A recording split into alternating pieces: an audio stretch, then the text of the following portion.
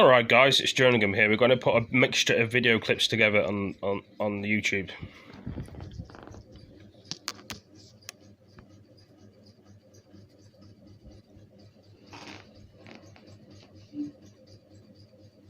To emphasize what Shannon said, that demonstration much more peaceful than the ones we saw last night.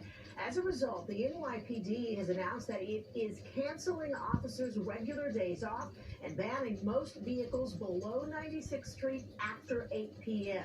Our coverage continues now with Eyewitness News reporter Dave Evans. He's live in Herald Square. Dave? Sandra, right behind me, of course, the flagship Macy's store here in Herald Square.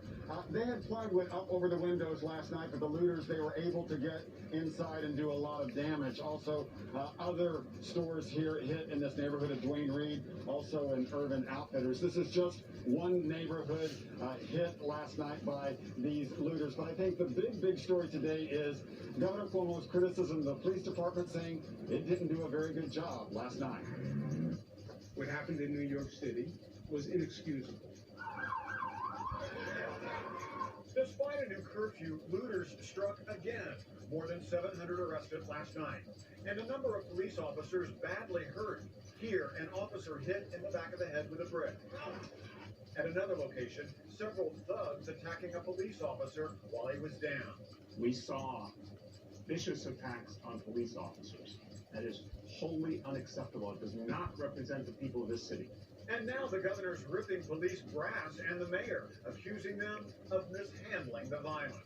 And the police in New York City were not effective at doing their job last night. Period. The governor today said police need to be better deployed. He has the National Guard on standby as a backup. I've offered the National Guard. The mayor has said he can handle it with the NYPD. My option is to displace the mayor of New York City. The mayor was defensive today, even before the governor lit into him. He said he's had it with the critics. They don't believe in our police officers. To hell with all of them. I don't care if they're left or right or center. I am sick of people attacking the city of New York.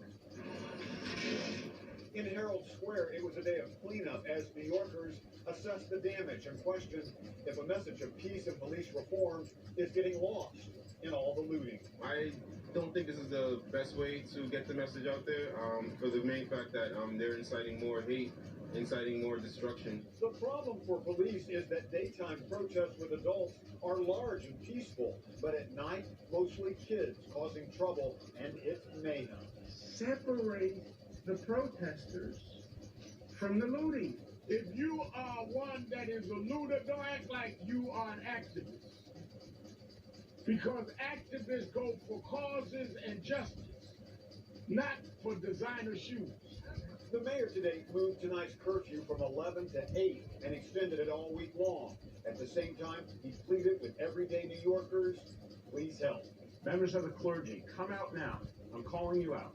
Civic leaders, block associations, come out now and stand up for peace. And late this afternoon, Terrence Monahan, the highest-ranking uniformed police officer, did an interview with the New York Post. The paper asked him, what do you think of Governor Cuomo's criticism of the police department? Monahan answered, I am extremely outraged. A lot of people bloody ugly. Looting and damage to businesses isn't just happening in New York City. Vandals also smashed and ransacked stores in Westchester County, and now an investigation is underway into who is behind it. Eyewitness News reporter Marcus Solis is live in Mount Vernon with the story. Marcus. And Liz, we should say that there have been numerous rallies and protests in Westchester County. All have been peaceful, but there is one exception, one incident of violence, and that occurred in Yonkers. In Yonkers, the protests have been peaceful. A group gathering at Getty Square, marching near City Hall to police headquarters. We need to have peace with the police officers and they gotta have peace with us. It's like I guess they gotta change their tactics and how they deal with people, and I think that'll be the right thing to do. Earlier, the group My Brother's Keeper demanded change as well, calling for racial equality while promoting nonviolence. Yet the undercurrent of anger was clear. You want looting and protesting to stop? Stop killing us, unarmed black men. That's the bottom line. Stop killing us, unarmed. On McLean Avenue, 2 businesses were boarding up and cleaning up after they were vandalized early this morning. Surveillance video shows a group of men in masks running into a pharmacy, while across the street an SUV repeatedly rams into a jewelry store. Westchester Jewelers has been closed during the pandemic, most of the highly valuable items protected in a safe. The mayor says he doesn't believe the burglaries were connected to protests that devolved into looting. Very likely could have been not related at all. Just like I said, just a bunch of people who wanted to take use this as an opportunity to do something bad. Nevertheless, merchants are understandably uneasy. Scary times we're living in. I mean, this was really scary, and to see it happening on my phone while I'm calling 911, watching it live, happen, it was very scary. It's frustrating, and it's makes me angry that it has to come to something like this. It's a tragedy what happened, but this is not the answer. Well, here in Mount Vernon, a little bit later on, an event being billed as a rally, a We Can't Breathe rally. City government leaders, along with the police department and the city's youth, expected to gather here again. Okay, Stefan. Well, right now in the Bronx, members of the community are coming together to help clean up after the looting and vandalism swept across Florida and Grand Concourse. Many of these businesses were in the midst of restocking and preparing to reopen as shutdown protocols are about to be lifted. Eyewitness News reporter Derek Waller live in the Tremont section with more. Derek. Yeah, David, so many people out here on the Grand Concourse with brooms and dustpans cleaning up. And check out some of this damage. This is just an example here. You see they busted out the window on this gym, stole the computers down on the floor. That's an empty cash register. A worker here actually told us that was empty when they closed a couple of months ago. If you walk down the street with me right here, you can see behind me this car that is completely burned out. It had TLC plates on it, likely an Uber car. And as you can see, somebody set this car on fire. This is just one example of so much chaos last night. This is like 30 years of our work going down the drain. It's a family business now destroyed. Leo De Los Santos walked into his Burnside Avenue liquor store for the first time this morning after looters broke in and ransacked the store. The lock on the front still intact.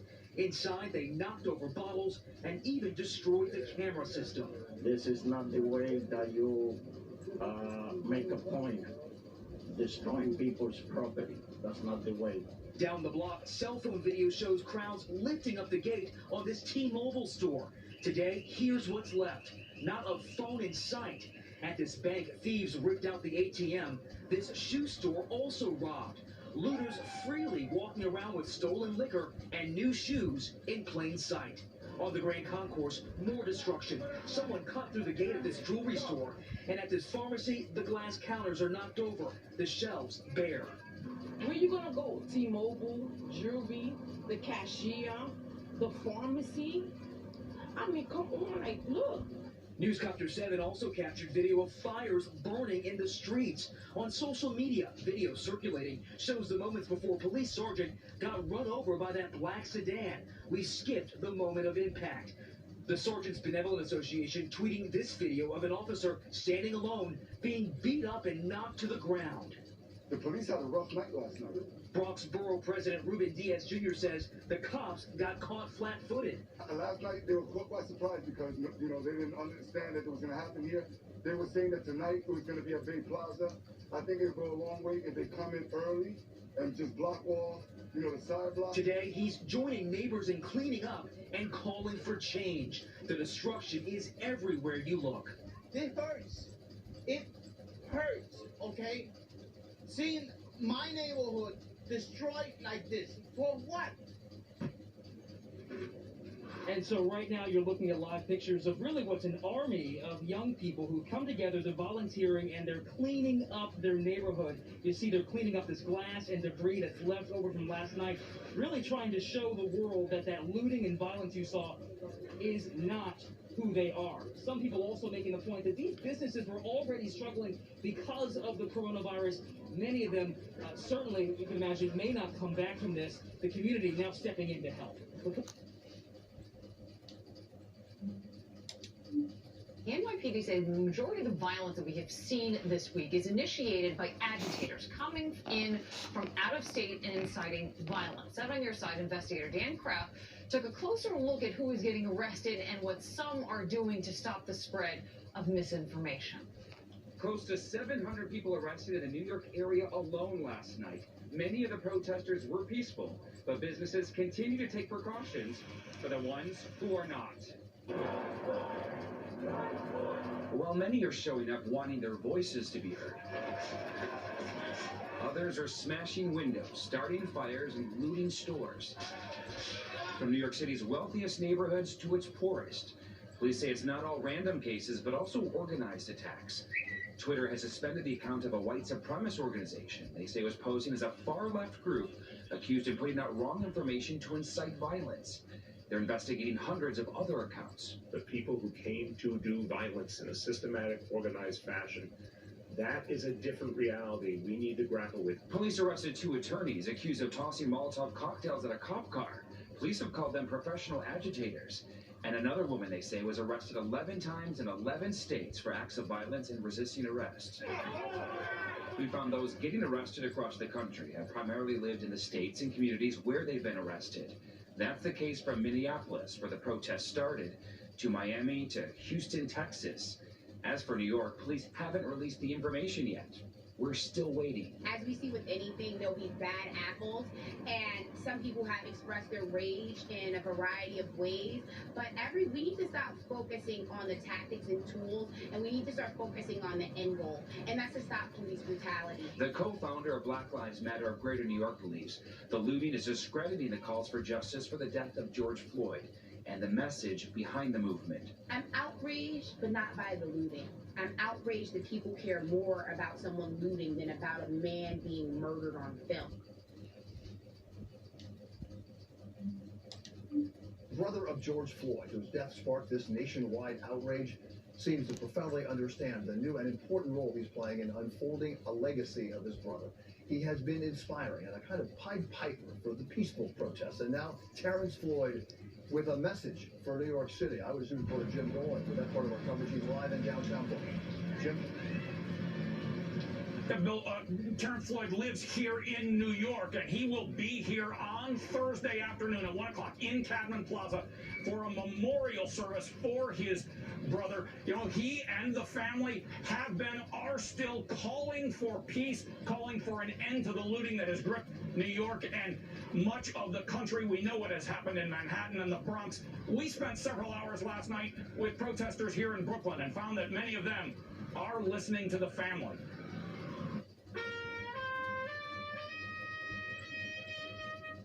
Barclays Center, they gathered last night in mournful protest, somber protest. Voices hoarse, weary from a lifetime of shouting and never being heard. We not trying to fight them. But if y'all can't beat us up, then we gonna have to beat y'all up. But we don't want to. Many here have a pretty good idea of what comes next. Once it's all over, they will come right back to our neighborhood. Exactly. Throwing us on the ground, beating us. Exactly, the management. We don't gotta suffer and get our ass beat in the precinct because you angry. That's wrong. But that is what happened. On the regular. The faces of many of those arrested last night in Brooklyn overwhelmingly white. Many of them seemed peaceful as they were led away in handcuffs. Some were clearly agitating police, hoping for a response. Many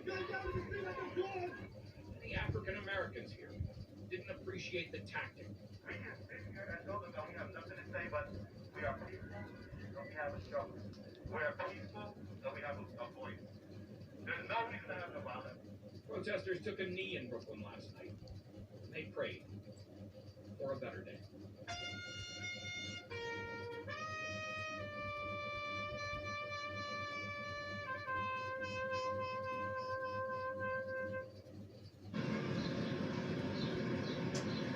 Again, a memorial service here in Cadnan Plaza on Thursday afternoon. The members of the family, several members of the family, will be here. They have invited the governor and the mayor and the police commissioner to march with them from here to Foley Square. No word yet on whether any of those public officials will attend.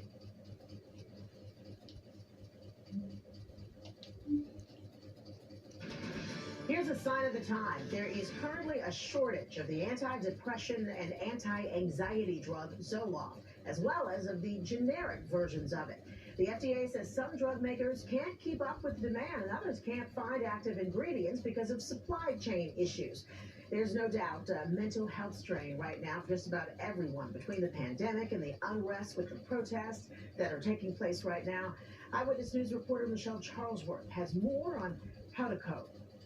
Remember that many great people are doing wonderful things now. That is real and hopeful, says Dr. Fernari, Vice Chair of Child Adolescent Psychology at Northwell. He advises calm because the stresses of 1918's Spanish flu, 1929's depression, and 1968's civil unrest are upon us all at once. People need to know that most people are good, that many people are doing wonderful things now, that generally this kind of peaceful protest, as we've learned from Martin Luther King, as we've learned from Mahatma Gandhi, is valuable. He points out the value of honest talks with friends and family. ABC's Deborah Roberts just did a piece about this, talking about race, frankly, with her 17-year-old. My God, and I want you to be safe, and I love you, and I don't want anything to happen to you. It starts with a certain amount of decency and empathy and understanding and listening. It seems to me we need to talk less and listen more. Al Tompkins just wrote about this in a piece titled, "Ads keep saying we'll get through this together. What even is this anymore?" He says polls right now tell us that people are not as fearful as they were before. They're actually more lonely, which can be terrible for our health. So he says, acknowledge what we are going through is tough, reach out, and branch out. If you find yourself constantly just hanging out with people who are just like you, then you have socially isolated yourself. And you've kept yourself from hearing other points of view. Why not use social media to learn, not fight? And Dr. Fernari adds, don't just feel helpless. Look to art and music and keep faith and pride in our country, trying to get better and heal, connect with others, and be involved in positive ways. Look for the helpers and be a helper. Inspiration for that is all around us.